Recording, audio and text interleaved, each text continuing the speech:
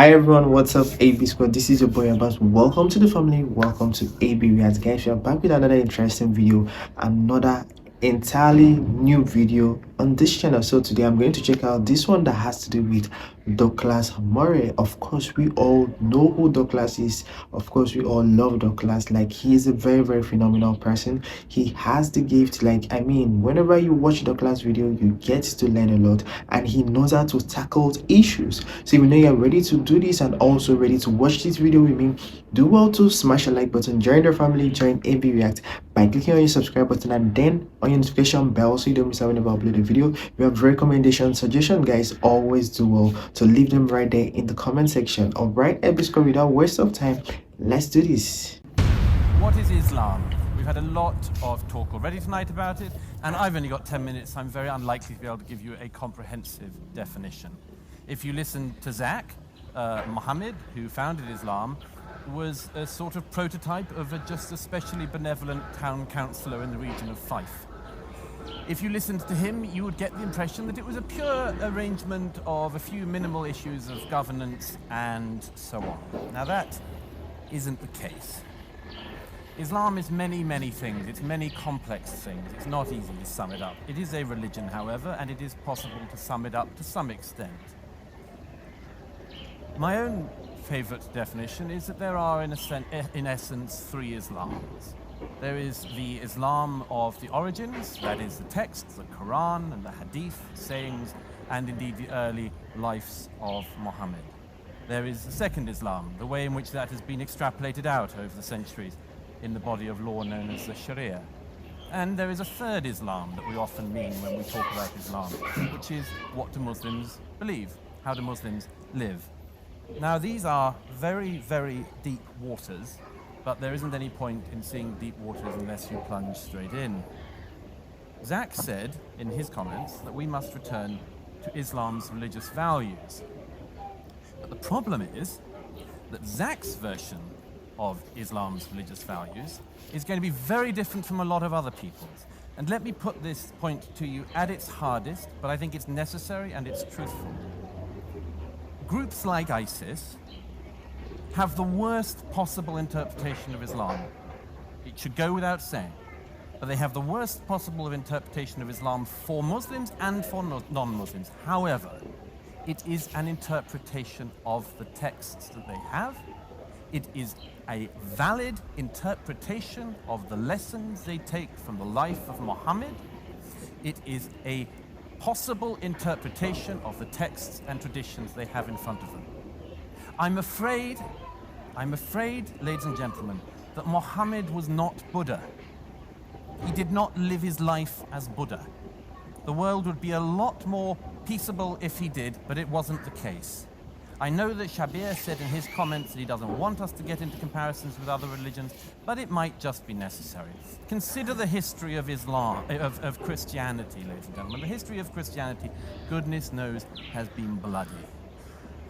Would it have been more bloody or less bloody if on even one occasion, when one of Jesus' disciples comes to him and says, how many times should I forgive my brother? 7 times, 70 times 7. If instead of saying forgive him endlessly, which is what Jesus ends up saying, he'd have said chop off his head.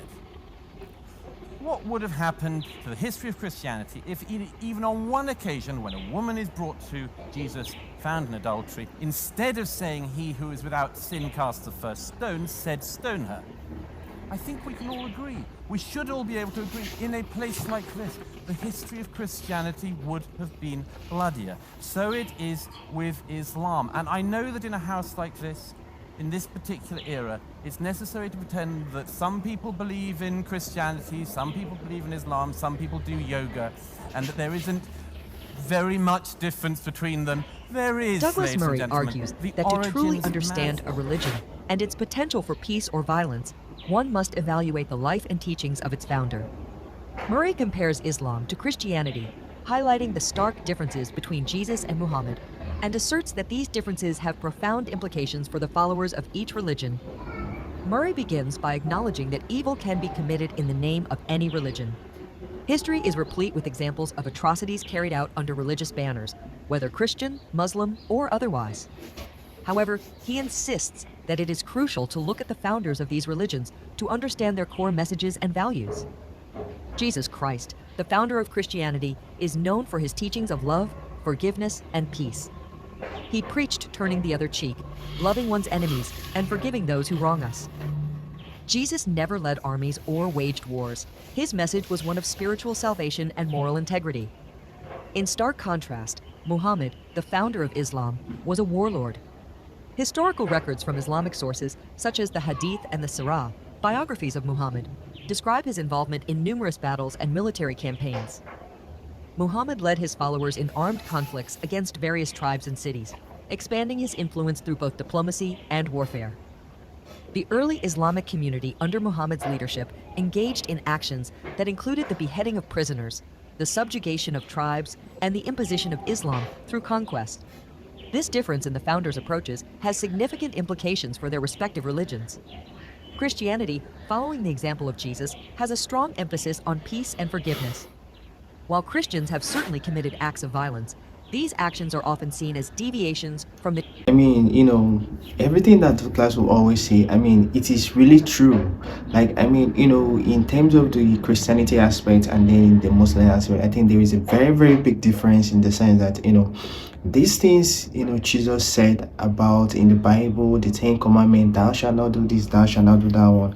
And I mean, we actually act on that. And he also made mention of, trying to do a research on the founders of all this religion that we are into. And he also said that, they can actually commit violent sins. Like, I mean, a lot of things in any name of religion. Of course, you can see how the Islamic situations is, in the sense that they are always very violent, where you see them, committing violent fights, war, and all those things. I mean, it's so uncalled for. That's one thing Douglas is always trying to make them understand, make them see it, but to them, they don't see that. They don't actually see it. I mean, come on, just take a look at this. Like, there's a very, very big difference between it. Teachings of Christ. On the other hand, the actions of Muhammad as a military leader and lawmaker are integral to the Islamic tradition. His life serves as a model for Muslims, and his military strategies and governance methods are studied and emulated. Statistics and modern examples further support Murray's argument. A study by the Pew Research Center found that a significant proportion of Muslims in certain countries support the implementation of Sharia law, which includes provisions for corporal punishment and the subjugation of non-Muslims. This legal framework is derived directly from the Quran and the Hadith, reflecting the practices established by Muhammad. In contrast, contemporary Christian movements that advocate for violence or theocratic rule are typically fringe and widely condemned by mainstream Christian denominations. Prominent critics have echoed Murray's concerns. Ayan Hirsi Ali, a former Muslim and outspoken critic of Islam, argues that the violent aspects of Muhammad's life and teachings are not just historical artifacts, but are actively influencing contemporary Islamist movements. In her book Heretic, she calls for a reformation within Islam, urging Muslims to critically examine and reform those elements of their tradition that are incompatible with modern values of human rights and equality. Furthermore, Islamic reformers themselves have recognized the need to address these issues. For instance, Majid Nawaz, a former Islamist and now a reform advocate, has spoken extensively about the need for Muslims to reinterpret and contextualize the violent aspects of their scripture and history. He argues that a literal and uncritical adherence to all aspects of Muhammad's life is incompatible with the principles of modern, pluralistic societies. Hello. For my dedication, can I just ask 2 questions, please? Yeah. So the first question I wanted to ask is, to what extent do you distinguish between how a term can be defined and the worst form of interpretation? So, for example, if I say, and I admire the fact that I support a secular state, does that mean I should advocate the worst interpretation of secularism, such as becoming supporting the Soviet Union? Second question I want to ask is, to what extent would you distinguish, as you rightly say, British Muslims being very anti-homosexual, as being following tribal cultures from South Asia, or because we know that that type of idea of killing homosexuality, being anti-homosexual, is not just restricted to Muslims in South Asia, but also Hindus in South Asia, Sikhs in South Asia, and Christians in African countries. Thank you. Quickly, but yeah. Well, it's a very good question. I'm sorry I had so much to get through that I had to leave you with a numb arm, but thank you for persevering. On the first of those things, no, I think that actually what the other side, by the way, did this evening was actually to essentialize Western culture. We hear a lot about the essentialization. I think they really need to readjust, like rewrite or recreate their scriptures, because it is not what they say or what they like. Just like they are already saying here, is they really need to rewrite those scriptures because it's full of violence, it's full of things like, I mean, come on, they really need to rewrite this. Of Islam, very little about the essentializing of our culture. Immediately, Tariq Ramadan and others go on to colonialism and so on. It's as if the history of countries like ours is only one of colonialism. It's as if the rest of what we've achieved is nothing. As for your second question, this is another way to evade it. I don't know any Jew or Christian who doesn't deny chapters in Leviticus, okay? But I find it very, very commonplace, as we had this evening, that people ignore that the hadith, the sayings of Muhammad, are pretty strong on the matter of what you do about the gays. So if we were to arrive at some kind of process of moving beyond that, you would have to start, wouldn't you, by saying, well, the authoritative books and collections of Bukhari hadith of Muhammad are not gay liberation documents, any more than they're women's liberation documents. You would start by admitting that, but we always go around the other way. We always go, no, it's a specific, it's a cultural thing.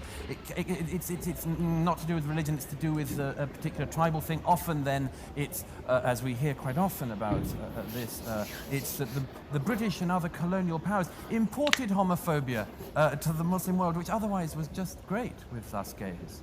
And this also is not an accurate interpretation. So, as I say, I would urge that Muslims in debating subjects like this admit what's in the texts and get beyond them fast. But I'm not a Muslim. They have to do the job themselves. I just hope they do.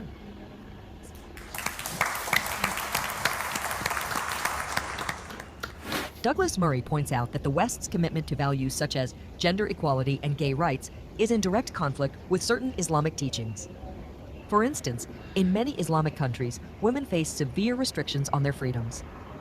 They may be required to dress modestly, often enforced by law, and are frequently subjected to male guardianship systems that limit their autonomy. Saudi Arabia, for example, only recently allowed women to drive and still imposes strict dress codes and travel restrictions on women without male permission. These practices are often justified using Islamic texts, such as the Quran and Hadith, which prescribe specific roles and behaviors for women. Like, how do you expect, or how do you restrict people's movements? How do you restrict what people were like giving out dress code and all? Like, I mean, come on, like it's so uncalled for. Like, that's not freedom. Like, you're not giving those people freedom, you're actually putting them in bondage, because I don't see a situation where someone will love to do what he or she wants to do, or someone will love to do what she thinks is right, and then they will tend to remember, oh, it is against their scripture, it is against their doctrine. I mean, come on, like you can't just see someone, like from what I'm hearing here, like you can't drive, or you can't, like, even if you are driving, you need a permission. Come on, whoa, that is something else. That is like, I mean, it is not good. It is not. Similarly, the treatment of gay people in Islamic countries is a significant human rights issue. Homosexuality is illegal in many Muslim-majority countries and can be punishable by death in places like Iran and Saudi Arabia. These laws are rooted in Islamic teachings that condemn same-sex relationships. The severe penalties and societal discrimination faced by gay people in these regions starkly contrast with the increasing acceptance and legal protections for these communities in the West. While it is undoubtedly true that the vast majority of Muslims are peaceful and law-abiding citizens, this argument fails to address the problematic aspects of Islamic doctrine that inspire extremist behavior. Radical groups like ISIS and Al-Qaeda explicitly cite Islamic texts to justify their actions. including violence against non-believers, the subjugation of women, and the execution of gay people. Ignoring or downplaying these doctrinal issues prevents an honest discussion about the root causes of extremism.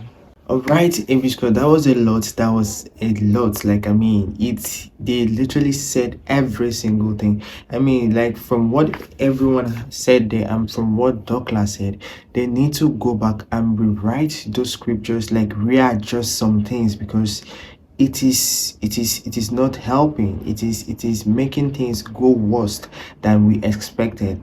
Like, how can you say before you do things you have to take permission, you have to, like, based on restriction, you don't do certain things? Like, as a lady, come on, it's not supposed to be that way. So I think what Douglas really said, if I thought they would even hear and then do what he said, go back and readjust it, because I see Islam as one of the religion that, you know, people tend to respect, people tend to do things. Like, I mean, come on, let it not be what we think is not what we see. Let it not be that way. So guys, at this point, we'd love to hear your own contribution, your own feedback. Let me know what you think about this video in the comment section. And if you really enjoyed this video as much as I did, do all to smash the like button, join the family, join AB Reacts by clicking on your subscribe button and then on your notification bell so you don't miss out when I upload a video. We have recommendations, suggestions, guys. Always do well to leave it right there in the comment section. Alright, AB Square, I can't wait to see you in my next video. Until then, stay safe, stay positive, and don't go away. Don't touch that dial, guys. Bye.